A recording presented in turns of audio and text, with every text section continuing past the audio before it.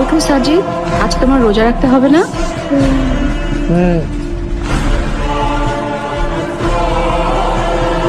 জলদি করো বাবা, সেহরি না করলে সারাদিন রোজা রাখবে কি করে? রোজা? আরে সাজিদ, তোমার সেহরি।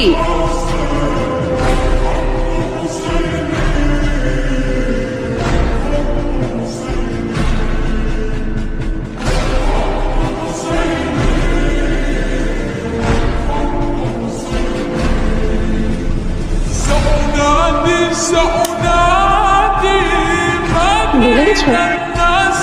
সাজিদ, জলদি করো, সেহরির সময় হয়ে গেছে। এখন সেহরি না করলে সারাদিন রোজা রাখবে কি করে?